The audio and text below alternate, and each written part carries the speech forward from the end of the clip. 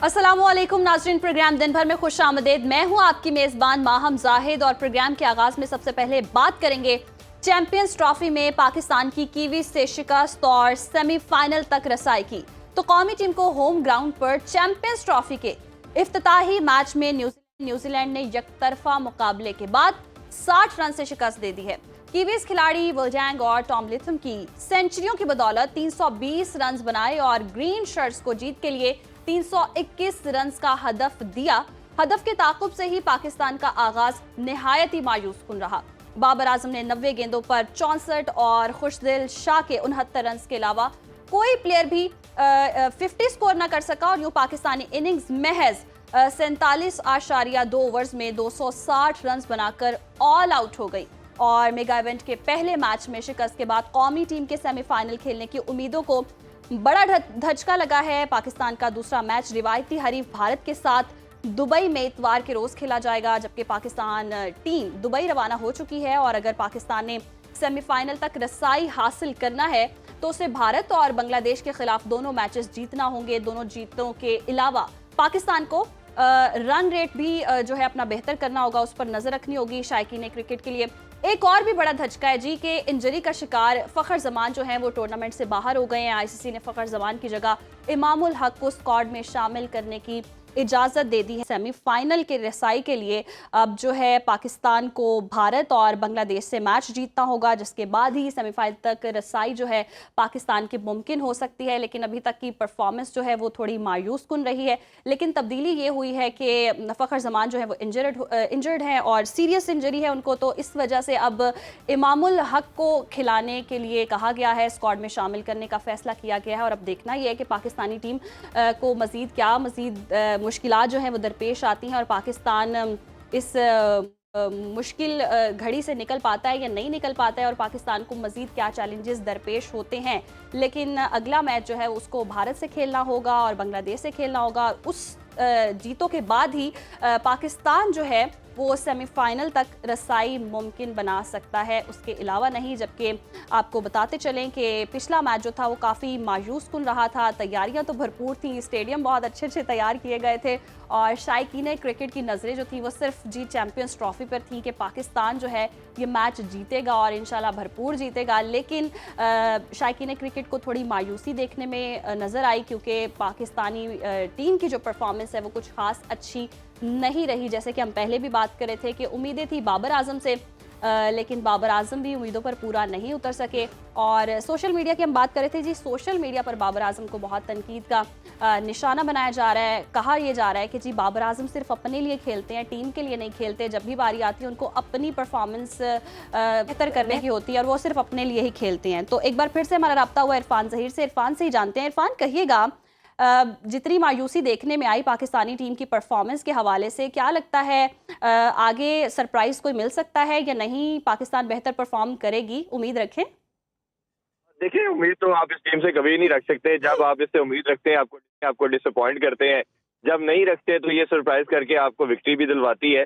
But अगर आप stat wise बात करें, जो रिसेंट परफॉर्मेंस के ऊपर बात करें, तो काफ़ी सैड और अनफॉर्चुनेट रहा कि हम अब ट्राई नेशन भी हारे और अभी हम देख रहे हैं कि पहला मैच भी हम हार चुके हैं। काफ़ी लैप्सेस नज़र आए, काफ़ी लूप होल नज़र आए। परफॉर्मेंस के लिहाज से बात करें तो आपका ओपनर जो सेटबैक आपको पहले मिला कि फखर जमान ग्राउंड से चले गए, फिर वो अपने रेगुलर नंबर पे नहीं आए।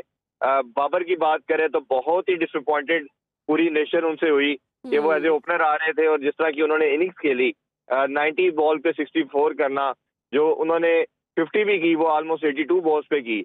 तो ये मेरा ख्याल है कि पूरा आपका माइंडसेट बताता है कि आपकी टीम जो है, इंडिविजुअल प्लेयर भी और जो टीम भी है, किसी शेल के अंदर है। आल्दो के सलमान अली आगा और खुशदिल शाह ने थोड़े से ग्लिप्सेस दिखाए यूथ के लिहाज से, लेकिन मेरा ख्याल है कि अब ये चैंपियन ट्रॉफी खुदा न खास्ता बड़ा मुश्किल नजर आ रहा है कि पाकिस्तान सेमीफाइनल में क्वालिफाई कर पाए। अगर नहीं कर पाता तो बड़े लेवल पे एक डायसेक्शन और ये जो सर्जरी की हमेशा बात होती है, एक दफा मेरा ख्याल है ये कर ही लेनी चाहिए अब। क्योंकि हमारे बॉलर की बात करते हैं शाहीन की बात कर लें, नसीम की बात कर लें, हारिस रऊफ की बात इरफान, कर आप लें। सर्जरी की बात करें, हमने कज़ाफ़ी स्टेडियम हो गया, दूसरे कराची के स्टेडियम हो गए, बड़ी ताज़ीनो आराइश की, बड़े इंतज़ामात किए, बड़े हम खुश भी थे, मेज़बानी भी मिली और 29 साल बाद मिली। निहायत ही खुशाइंद बात है ये, लेकिन परफॉर्मेंस पर उस तरह से काम नहीं हो रहा है और अगर ये सब कुछ करने के बावजूद भी परफॉर्मेंस पर काम नहीं होगा, तो फिर अवाम तो मायूस होगी, क्रिकेट से भी दिल बेजार हो जाएगा। तो कैसी उम्मीदें लगाएं, क्योंकि हमारा बस क्या मकसद मेज़बानी अपनी अच्छी दिखाना है या क्रिकेट भी अच्छी दिखाना है? ये बड़ा वैलिड क्वेश्चन है मैम आपका, कि क्या आपने सिर्फ शोकेस ही करना है चीजों के, जी हमने स्टेडियम बना दिए, ऐसा कर दिया। अब दुनिया के सबसे खूबसूरत स्टेडियम जो है ऑस्ट्रेलिया के हैं, तो जी। क्या ऑस्ट्रेलिया सबसे ज्यादा वर्ल्ड चैंपियन नहीं है? आपका फोकस जो है वो सबसे पहली जो प्रायोरिटी होनी चाहिए बोर्ड की या टीम मैनेजमेंट की या टीम की, वो पाकिस्तान की विक्ट्रीज है। क्योंकि विक्ट्रीज पूरी नेशन, हमारा तो मसला ये है कि पूरी नेशन के पास इसके अलावा सोर्स ऑफ जॉय कोई नहीं है, कोई प्लेयर ही नहीं कहीं से मिलता, कोई एंटरटेनमेंट ही नहीं है। तो पूरी नेशन को, ये सिर्फ स्पोर्ट नहीं है माम, ये पूरी नेशन को यूनाइट करती है। आपके घर के अंदर जो मसले हो, आपकी कंट्री की जो टर्बुलेंस हो, पाकिस्तान जीतेगा, आप सबको साइड पे कर देते हैं और एक ही डिस्कशन करते हैं, एक ही बात करते हैं कि पाकिस्तान और पाकिस्तान क्रिकेट टीम आगे ही, हम सिर्फ एक वन स्पोर्ट नेशन रह चुके हैं, बाकी तमाम स्पोर्ट्स ऑब्सोलीट हो चुकी हैं। और जब ये लड़के जो बीइंग प्रोफेशनल आपका सबसे ज्यादा पैसे कमाते हैं, सबसे ज्यादा पैसा बोर्ड के पास है, और जब सबसे ज्यादा पैसा लेने के बाद और प्रोफेशनलिज्म का तकाजा ये है कि आप अच्छा परफॉर्म करें, कंसिस्टेंट परफॉर्म करें, आपका कोई भी एक प्लेयर मैच विनर नहीं है। किसी एक प्लेयर लड़के के ऊपर आप बैंक नहीं कर सकते कि ये जी पाकिस्तान को विक्ट्री चलो दिलवाएगा। इरफान, हम फिर से को उम्मीद लगा लेते हैं और कहते हैं ना, उम्मीद लगाए रखनी चाहिए। होपफुली आगे जो मैचेस हैं उसमें कोई सरप्राइज मिल जाए और पाकिस्तानी टीम जीत जाए। आप इस फैसले को कैसे देखते हैं कि इमामुल हक को स्क्वाड में शामिल किया गया, ये फैसला ठीक है? देखिए, ये वहाँ हमने पहले भी बहुत डिस्कशन की कि इमाम और जो साजिद अली या सुफियान मुकीम, इनमें से कोई एक स्पिनर और एक रेगुलर ओपनर होना चाहिए था। अब तो ये फोर्स चेंज की गई है, उससे बड़ा नुकसान हुआ है। एक ही आपके पास इम्पैक्ट प्लेयर था, सम हाउ मैच विनर तो कह सकते हैं, लेकिन कंसिस्टेंट वकर भी नहीं थे। लेकिन एक ही प्लेयर था कि सिंगल हैंडली वो गेम को वे लेके जा सकता था, अब वो भी चले गए। ये जरूर हो सकता है आपके पास एक पॉसिबिलिटी, इमाम के पॉइंट ऑफ व्यू से मैं बात कर रहा हूँ, ये ब्लेसिंग इन डिस्गाइज ये हो सकती है कि इमाम इसको एज ए प्राइड ले और इसको एज ए पॉजिटिव ले कि मुझे टीम से इन्होंने बाहर रखा, जगह भी थी, मुझे नहीं रखा, अल्लाह ताला ने उनको अपॉर्चुनिटी दिलवाई और वो इंजर्ड होके ये टीम में आए हैं। कुछ ऐसा कर जाएं जो बाकी सारे प्लेयर नहीं कर पा रहे बैटिंग के अंदर, और ये हमने देखा कि अभी 2 दिन चलिए पहले उम्मीद भी। करते हैं कोई मौजज़ा ही हो जाए। इरफान, जाते जाते ये भी कह दीजिएगा, बाबर आजम के हवाले से बड़ी उम्मीदें थी, हम इतने जो हमारे रिपोर्टर्स हैं वो जब कवरेज कर रहे थे तो जितने भी शायकीन क्रिकेट मिले, ट्राई सीरीज में वो चले नहीं चले बाबर आजम, लेकिन बड़े लोगों ने कहा जी बाबर आजम, हमारे फेवरेट प्लेयर बाबर आजम है, उम्मीदें बाबर आजम से वाबस्ता है। लेकिन जितनी उम्मीदें वाबस्ता थी उतना ही उनको तनकीद का निशाना बनाया जा रहा है। तो बाबर आजम के हवाले से क्या कहेंगे अब आप? ये नेशन का गिला बिल्कुल जायज है। बाबर हमेशा, सब मानते हैं जी, किंग भी उससे कहा, सब कुछ कहा, लेकिन बाबर अपने कैरियर को देखे तो बाबर ने पाकिस्तान की विक्ट्रीज में क्या रोल प्ले किया, पाकिस्तान को कितने मैचेस जितवाए। बाबर अभी रिसेंट फॉर्म में तो अपने भी रन नहीं कर पा रहा, जो उन पे पहले तनकीद होती थी कि बाबर जी अपने लिए खेलता है, बाबर समहाउ सेल्फिश हो जाता है, तो अब हम देख रहे हैं कि वो भी नहीं हो पा रहा। तो ये नेशन का गिला बिल्कुल जायज है और बाबर के लिए ये मेक और ब्रेक वाली बात अब मेरा ख्याल आ गई है। अगर आपने वो प्लेयर, या बाबर है या XYZ कोई और भी है, अगर वो अपने पर्सनल माइलस्टोन को प्रेफरेंस दे रहा है और पाकिस्तान को पीछे रख रहा है, तो सॉरी टू से अब ये डिसीजन, हार्ड कोर डिसीजन आपको लेने पड़ेंगे, हार्ड डिसीजन है, क्योंकि इसके अलावा ऑप्शन नहीं है। और बॉलर्स भी ऐसे शुरू में आउट करते हैं, बाद में आउट नहीं ऑप्शन नहीं होते। है बाबर आजम को पाकिस्तान के लिए खेलना है, अपने लिए नहीं खेलना, जो कि बात भी है। बहुत शुक्रिया इरफान ज़हीर, आपने वक्त दिया। तो अभी भी खैर पाकिस्तान से हमारी उम्मीदें वाबस्ता हैं, पाकिस्तानी टीम से। सारे शायकीन जो क्रिकेट हैं वो नज़रें जमाए बैठे हैं और हो सकता है, उम्मीद लगा के बैठे हैं हम भी कि कोई सरप्राइज़ मिल जाए और पाकिस्तानी टीम भी अच्छा परफॉर्म करे और हम ट्रॉफी ज़रूर जीतें। आगे बढ़ते हैं जी। मुल्क भर में अब्र रहमत बरस पड़ी, जिसके बाद तवील खुश्क साली का खतरा टलने लगा है। महकमा मौसमियात के मुताबिक बारिश का हालिया सिलसिला 2 रोज तक जारी रहेगा। तवील अरसे बाद पंजाब और KP के मुख्तलिफ शहरों में बारिश और पहाड़ों पर बर्फबारी देखने को मिली है और मौसम जो है वो खुशगवार हो चुका है। किसानों ने भी हालिया बारिशों की लहर के लिए मुफीद करार दे दिया और इस हवाले से हमने स्पेशल रिपोर्ट भी तैयार की है, वो भी देख लेते हैं। तवील खुश्क साली के बाद अब्र रहमत खुलकर बरस गया। बारिश के बाद सर्दी बढ़ गई। बारिश से किसानों की दिली मुराद भी पूरी हो गई। खैबर पख्तूनख्वा के मुख्तलिफ इलाकों में गुज़श्ता रात से बारिश और पहाड़ी इलाकों में बर्फबारी का सिलसिला जारी है। चांगला में बर्फबारी के बाद यखबस्ता हवाओं से दर्जा हरारत नुक्ता अंजुमान से गिर गया। एबटाबाद में बारिश, जबकि अयूबिया और नथिया गली में वक्फे से बर्फबारी जारी है। सवाबी, कोहाट और बडग्राम में भी बारिश से खुश्क साली का खात्मा हो गया। मलका कौसार में हल्की बारिश के बाद वक्फे से बर्फबारी का सिलसिला जारी, जिससे हर सू सफेदी छा गई। अलबत्ता बारिश से मुख्तलिफ इलाकों में बिजली गायब हो गई। लाहौर के इलाके ठोकर न्याज बेग में बारिश के बाइस छत गिरने से खातून जाँ बहक हो गई। गुजरावाला में तेज हवाओं और बारिश के बाइस वापडा के 100 से जायद फीडर ट्रिप कर गए। नारोवाल, डस्का, शेखुपुरा, गुजरावाला, गोजर खान, पिंडादन खान और शोरकोट में भी बारिश हुई, जिससे सर्दी में इजाफा हो गया। मुजफ्फराबाद समेत आजाद कश्मीर के इलाकों, नीलम वैली, चकोटी समेत दीगर इलाकों में भी बादल खूब बरसे, जिससे सर्दी बढ़ गई। किसानों ने बारिश को खुश आइंद करार देते हुए इसे गंदम की फसल के लिए मुफीद करार दिया है। महकमा मौसमियात का कहना है कि आइंदा हफ्ते के दौरान मुल्क में बारिश का एक और स्पेल मुतवक्के है।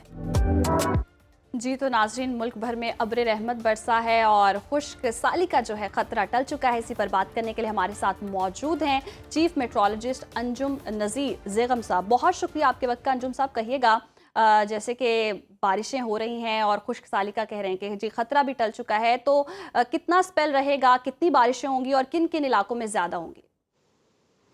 जी बहुत शुक्रिया आपने मदू किया। सबसे पहले तो मैं ये क्लियर कर दूं, मैं जी चीफ मेट्रोलॉजिस्ट नहीं हूँ, मैं डिप्टी डायरेक्टर हूँ।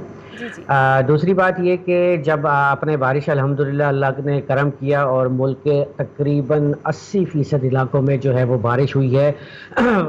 वस्ती और शुमाली पंजाब बशमूल इस्लामाबाद हमने एक अच्छा रेन का स्पेल देखा है, पहाड़ों पर बर्फ़बारी भी देखी है। तो आज सुबह जो 8 बजे तक रेनफॉल रिकॉर्ड की गई है, उसके मुताबिक अब भी पाकिस्तान जो है अपने औसत से, जो हमारा दिसंबर, जनवरी, फरवरी का औसत रेनफॉल है, उससे 71% कम है। इस रेन स्पेल से पहले ये 97% था। ताहम इस बात की मज़ीद तवक्को है कि 26 तारीख से एक और बारिश बरसाने वाला सिलसिला मुल्क को मुतासिर कर सकता है, तो जिससे इस बात की तवक्को है कि जो ये खुश्क साली, एक तवील खुश्क साली थी, इस पे हम इंशाल्लाह काफ़ी हद तक काबू पा लेंगे। सही। तो सिंध में बारिशों को कैसे देखते हैं? सिंध में बारिशें मुतवक्के हैं? नहीं जी, सिंध में कोई ख़ास बारिश का इम्कान नहीं है। परसों सिंध के इंतहाई शुमारी इलाके जैकबाबाद और उससे मुल्हिका इलाकों में तकरीबन 3 मिलीमीटर तक रेनफॉल जो है वो रिकॉर्ड की गई थी। एक बात मैं आपको बताता चलूँ कि ये जो मगरिबी हवाओं के सिलसिले होते हैं, ये मगरिबी या शुमाली बलूचिस्तान से मुल्क में दाखिल होते हैं और ये आहिस्ता आहिस्ता शुमाल की तरफ मूव करते हैं। जब कोई बहुत डेंस या स्ट्रॉन्ग सिलसिला होता है जो जिसकी टेल जो है वो नीचे तक हो, तो वो फिर सिंध को मुतासिर करती है। ताहम जो नॉर्मल आपके वेस्टर्ली सिस्टम होते हैं वो सिंध को एज सच मुतासिर नहीं करते। ताहम हम इस बात की तवक्को रख सकते हैं कि आने वाले मार्च के दौरान जो 2 से 3 बारिश बरसाने वाले सिलसिले मुल्क में जिनका आने का इम्कान है, उससे हो सकता है कि सिंध में भी कुछ बारिश हो जाए। सही, सिंध में भी कुछ बारिश मुतवक्के है, लेकिन ये भी बता दीजिएगा कि मौसम कैसा रहेगा अगर ये सिस्टम चला जाता है, कितना स्पेल है और इस स्पेल के जाने के बाद सर्दी की शिद्दत में इजाफा देख रहे हैं या कमी देख रहे हैं? देखें जी, कल तक इस स्पेल ने जो है वो मुल्क को मुतासिर करना है, ताहम जनूबी इलाकों से ये सिस्टम निकल चुका है। अब कल का दिन जो है ये पाकिस्तान के इंतहाई शुमाली इलाकों को मुतासिर कर सकता है। ताहम इसके बाद आप ये कह सकते हैं जब ये सिलसिला निकल जाएगा कि मुल्क के इंतहाई शुमाली इलाकों या शुमाली पंजाब और KPK में जो है मौसम जो है वो खुशगवार, यहीं आप कह सकते हैं कि हल्की सर्दी की शिद्दत जो है वो बरकरार रहेगी। ताहम जो मुल्क के जनूबी इलाके हैं वहाँ पर, जैसे सिंध या बलूचिस्तान, जनूबी बलूचिस्तान की आप बात करें, तो वहाँ पर अब जो दर्जा हरारत है वो अब आहिस्ता आहिस्ता बढ़ता ही रहेगा। वहाँ पर अब दोबारा सर्दी आने का कोई ख़ास इम्कान नज़र नहीं आ रहा। सही, बहुत शुक्रिया अंजुम नज़ीर ज़ेगम साहब, डायरेक्टर हैं। बहुत शुक्रिया आपके वक्त का जी। आने वाले वक्तों में बारिशें मुतवक्के हैं और मौसम जो है खुशगवार ही रहेगा, तो तब तक शहरियों को चाहिए कि मौसम को एंजॉय करें, बारिश को एंजॉय करें। और यकीनन बारिशें अच्छी होती हैं, मौसम अच्छा होता है, दिल का मौसम भी अच्छा हो जाता है। लेकिन शहर कायद का मौसम जी बिल्कुल अच्छा नहीं है। शहर कायद की बात करें तो डंपर चलती फिरती मौत बन गए हैं। कराची में डंपर हादसात के 3 वाकयात में 2 अफराद जाँ बहक जबकि 9 अफराद जख्मी हो गए हैं। और पहला हादसा शारे फैसल कारसाज के करीब हुआ है जहां मोटरसाइकिल सवार डंपर के साथ टकराने से जख्मी हो गया, जिसे जख्मी हालत में अस्पताल पहुंचाया गया मगर वो दौरान इलाज दम तोड़ गया। नौजवान 19 साला शाकिर अली की मैयत उसके वर्सा के हवाले कर दी गई है और जराये के मुताबिक शाकिर के वर्सा बगैर किसी कार्रवाई के लाश लेकर वापस चले गए हैं। इसी पर बात करने के लिए हमारे साथ तर्जुमान सिंध हुकूमत जावेद साहिबा मौजूद हैं। बहुत शुक्रिया आपके वक्त का। सादिया साहिबा, इस मौजू को हम बारहा डिस्कस भी कर चुके हैं और जिस दिन हम सोचते हैं कि शायद किसी और मौजू का जिक्र करें तो कहीं ना कहीं ये डंपर का हादसा ज़रूर प्रोग्राम में ऐड ही होता है, क्योंकि नया कोई हादसा पेश आ जाता है जिस पर बात करनी बनती है तो it's like nobody taking it serious. तो क्या वजह है कि एक जान का आप लोगों को कोई ख्याल नहीं है? कौन जिम्मेदारी लेगा? आए रोज़ डंपर से टकरा रहे हैं लोग और आए रोज़ जाने जा रही हैं, कोई जिम्मेदारी लेने को तैयार है? अच्छा जी, बिस्मिल्लाहिर्रहमानिर्रहीम। थैंक यू वेरी मच कि आपने बिल्कुल आपकी बात सही है कि ये एक रोज़ का मामूल बन गया है। सारे टीवी चैनल्स मुख्तलिफ औकात पे डंपर इशू पे या डंपर एक्सीडेंट पे शोज़ या न्यूज़ बुलेटिन का हिस्सा ये बात बन गई है। आपने ये बात की कि जी इसको कोई सीरियस नहीं ले रहा। नहीं जी, इसको बिल्कुल सीरियस लिया जा रहा है। सिंध गवर्नमेंट इक़दामात कर रही है, मुख्तलिफ उस पे काम किया जा रहा है। देखें, पहले अगर एक्सीडेंट होता था तो सिर्फ चालान होता था। अब गाड़ी जो चला रहा होगा या जो उस गाड़ी का मालिक होगा और एक्सीडेंट होगा तो FIR होगी, ठीक हो गई। तो ये गवर्नमेंट का ही वो है। DIG ट्रैफिक नया रखा गया कि जो इस शहर के उसको ज़्यादा बेहतर तरीके से समझते हैं और उनको जो है वो नई जिम्मेदारी दी गई, ठीक। अच्छा, तीसरी बात ये है कि देखें, जो मैं पहले दिन से हर शो में, आपके पास भी शायद मैंने शो किया था, वो आपसे भी मैंने ये बात कही थी कि ये इंतज़ामी मामला है, इस पे पॉलिटिक्स और इसको लसानी रंग नहीं दिया जाए। जो मेरी गवर्नमेंट का मौक़िफ़ है, सारे स्टेक होल्डर्स को मिलकर इस मामले को सॉर्ट आउट करना चाहिए। शर्जील नाम मेमन साहब जो कि सीनियर मिनिस्टर भी हैं और ट्रांसपोर्ट मिनिस्टर भी हैं, उन्होंने तमाम पॉलिटिकल फोर्सेस को साथ बिठाया था कि इस मामले को मिल के हल करना। दूसरी बात ये कि रात को 11 बजे से पहले गाड़ियां शहर में दाखिल नहीं होंगी, उसको इंश्योर किया जा रहा है। सादिया साहिबा, आपने ये ठीक कहा, इंश्योर तो किया जा रहा है कि इस टाइम तक जी डंपर या हैवी ट्रैफिक जो है वो चलेंगी, लेकिन इस पर अमल दरामद होता हुआ नहीं दिखाई दे रहा। हमारे रिसोर्सेज भी बता रहे थे, हमने इससे पहले भी डिस्कस किया, लेकिन ज़रा यही बताते हैं कि उस तरह से अमल दरामद ही नहीं हो पा रहा उस चीज़ पर। तो कानून कहाँ है, आइन कहाँ है? कहा जाता है जी कानून के मुताबिक चल रहे हैं ये जितनी भी हैवी ट्रैफिक्स है, डंपर हैं, तो हमें तो कहीं नज़र नहीं आ रहा, क्योंकि आए रोज़ ही हादसात बढ़ रहे हैं। नहीं जी, देखें, एक तो पहली बात ये कि उस रात भी जो आज से 3-4 रात पहले जिसमें 5 वाटर टैंकर्स को आग लगाई गई थी, उसमें भी जो डंपर ड्राइवर और डंपर है वो गवर्नमेंट के पास है, वो गिरफ्तार है। दूसरी बात ये कि पाकिस्तान में कहीं भी नहीं मुझे लगता कि ये कानून है कि जो रेकलेस ड्राइविंग है वो एक बेलेबल ऑफेंस है। तो ये सोचते हैं कि जी हम एक्सीडेंट कर लेंगे, फिर कोर्टों से हमारी जमानत हो जाएगी और हमें कोई कुछ नहीं कर सकता। तो सिंध गवर्नमेंट, सिंध असेंबली में रेकलेस ड्राइविंग पे भी लॉ ला रही एक्शन है, लिया जा रहा है और हुकूमत कोई ना कोई इंतजामात करी है। साथ प्रोग्राम में वापस आएंगे एक ब्रेक के बाद। वेलकम बैक नाजरीन, प्रोग्राम का सिलसिला आगे बढ़ाते हैं और ट्रैफिक हादसात की ही बात करते हैं जी। ट्रैफिक हादसात में पंजाब भी पीछे नहीं रहा। रहीम यार खान और मुल्तान में हादसात में 9 अफराद जाँ बहक और मुतादिद अफराद जख्मी हो गए हैं। पहला हादसा रहीम यार खान की तहसील खानपुर में बस और रिक्शे के दरमियान तसादुम में 4 अफराद जो हैं वो जाँ बहक हुए हैं, जबकि 7 अफराद के जख्मी होने की इतलात हैं। जबकि रेस्क्यू ज़राए के मुताबिक हादसा ज़ाहिर पीर के करीब तेज़ रफ्तारी और धुंध की वजह से पेश आया। मियाँ वाली में 2 सगे भाई भी शामिल हैं। लाशों और जख्मियों को तिब्बी इमदाद के लिए शेख ज़ैद अस्पताल मुंतकिल कर दिया गया है और इसी पर बात करने के लिए हमारे साथ हमारे गेस्ट भी मौजूद हैं। तर्जुमान रेस्क्यू पंजाब फारूक अहमद साहब, बहुत शुक्रिया आपके वक्त का। फारूक साहब, इससे पहले हम जिक्र कर रहे थे जी कराची में हादसात का, डंपर की वजह से जो हादसात हो रहे थे, पंजाब भी पीछे नहीं है, हादसात में इजाफा होता जा रहा है। ये ट्रैफिक के क्या वजह है और इसका हल क्या है, कैसे रोका जा सकता है इनको? जी, थैंक यू वेरी मच। आपने एक बड़ा सेंसिटिव मौज़ू के ऊपर बात करने के लिए मुझे मुझे एंगेज किया है और मुझे पूरा यकीन है कि हमारा ये जो प्रोग्राम है, इससे शायद हादसात में कमी लाने में हम कोई थोड़ी-सी कोशिश कर सकें। जी। रेस्क्यू 1122 पंजाब भर में 1000 से ज़ायद एन एवरेज एक्सीडेंट के ऊपर रोज़ाना रिस्पॉन्स करता है। कभी ये तादाद 100 के साथ ज़्यादा हो जाती है, कभी ये कम हो जाती है। वर्किंग डे के हवाले से संडे मतलब अगर फ्राइडे हो तो इन दिनों ज़रा रश कम होता है, तो ट्रैफ़िक एक्सीडेंट कम हो जाते हैं। लेकिन इसमें से जो खौफ़नाक बात है वो ये है कि इनमें से 70% से ऐसे एक्सीडेंट हैं जिनमें मोटर बाइक इन्वॉल्व है। और रोज़ाना की बुनियाद के ऊपर हम 10 से लेकर 20, 22, 23 बल्कि एक दिन ऐसा भी होगा कि 24 लोग जो थे, हुँ। वो एक्सीडेंट में एक ही दिन में उनकी डेथ हुई। अब आप सोचें कि अगर साल का हम इसका एग्रीगेट एवरेज लगाएँ तो तकरीबन 3500 से 4000 लोग अगर रोज़ाना सिर्फ़ एक्सीडेंट्स में उनकी डेथ होती है, तो ये एक बड़ी खौफ़नाक रेशो है। और याद रखें कि ये जो एक्सीडेंट्स हैं, ये इसकी बड़ी क्लियर कट वजूहत हैं। या ये ड्राइवर की गलती से होता है, या ये फॉल्टी व्हीकल की वजह से होता है, या ये रोड्स जो है, जो रोड ठीक नहीं है उसकी वजह से होता है, या ये रोड को इस्तेमाल करने वाला है। ये 4 इसके मेन पिलर हैं।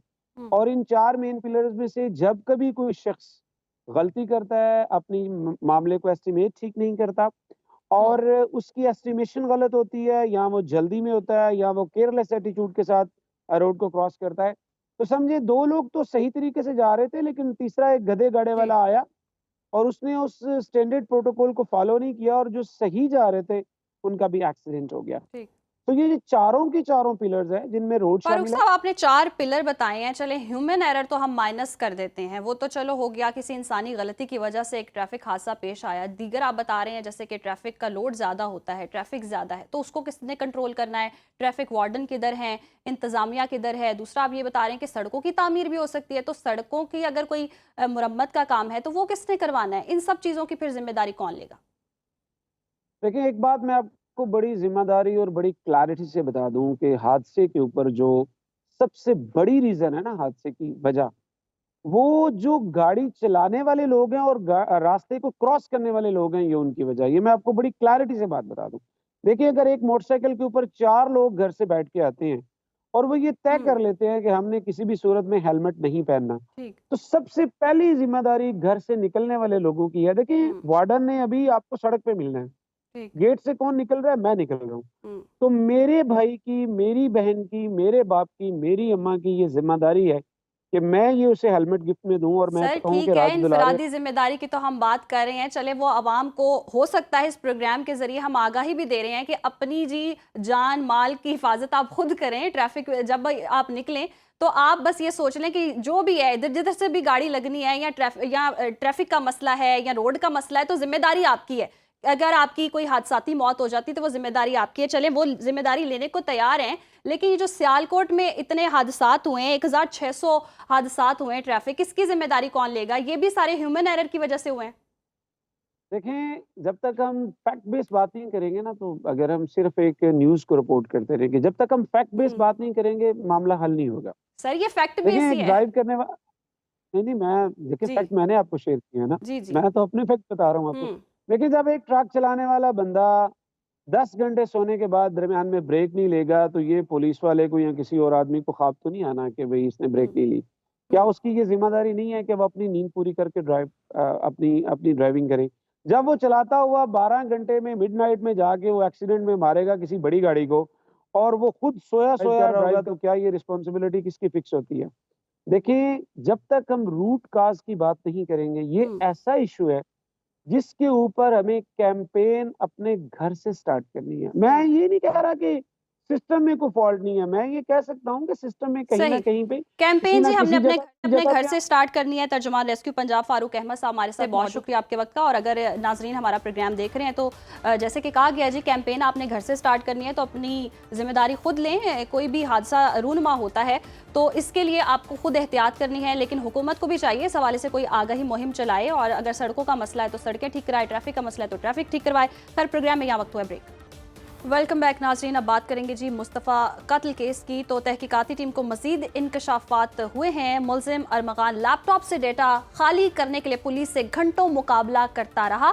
कराची में के दोस्त के हाथों कत्ल होने वाले मुस्तफ़ा आमिर केस में गिरफ्तार मरकजी मुलजिम अरमगान से तफ्तीश के दौरान अहम इंकशाफात सामने आए हैं।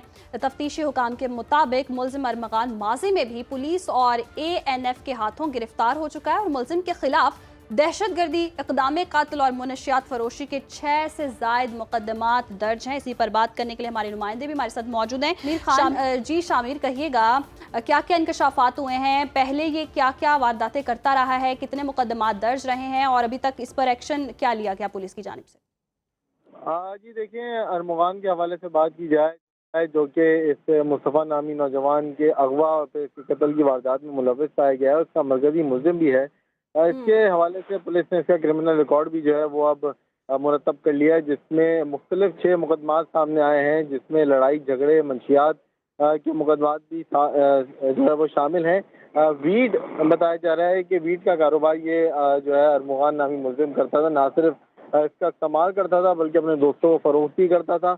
जबकि मुबैना तौर पे बताया गया है कि जो मुस्तफ़ा नामी नौजवान अगवा के बाद कत्ल कर दिया गया, उससे भी इसका जो है मंशियात के लेन देन के हवाले से ही झगड़ा भी जारी था। साथ साथ एक लड़की के मामले में भी इसका झगड़ा मुस्तफ़ा से जारी था। हम अरमगान के हवाले से बताया गया है कि इसने एक जाली शनाख्ती कार्ड भी बना रखा था सलमान के नाम से, साकिब बस सलमान के नाम से, जिसको ये गिरफ्तार होने के बाद जो है वो आम तौर पे अपनी शनाख्त जाहिर करने के लिए इस्तेमाल करता था। जाली शनाख्ती कार्ड भी अब AVCC की टीमों ने अपनी तहवील में ले लिया है और सवाल अच्छा शाबिर, ये सारे इंकशाफात होने के बाद अब केस कहाँ स्टैंड कर रहा है, मजीद आगे कार्रवाई कैसे बढ़ रही है और कैसे इसको सजा सुनाई जाएगी मुलजिम जो है, और दूसरा ये कि जो मुस्तफ़ा का कत्ल हुआ उसके लिए इंसाफ कैसे मिलेगा? दूसरा एक और पहलू ये भी था कि इसका दोस्त जो शराज है उसके हवाले से क्या कार्रवाई की गई?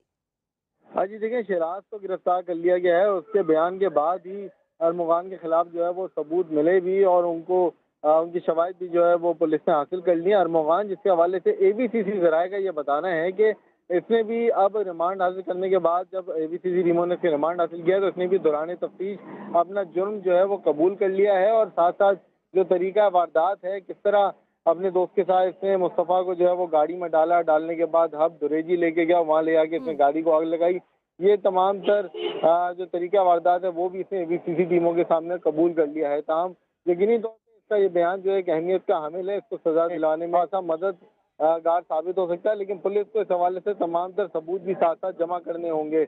मुस्तफ़ा का जो मोबाइल फोन अरमगान के घर से मिला वो भी एक सबूत के तौर पे जो इस्तेमाल किया पुलिस को इस हवाले से तमाम तर जो तफसीलात हैं वो जमा भी करनी होगी। बहुत शुक्रिया शामिर, आपने इस हवाले से हमें बताया। प्रोग्राम से अब तक लेता ही, मज़ीद खबरों और अपडेट्स के लिए देखते रहिए सुनो न्यूज़ यकीन।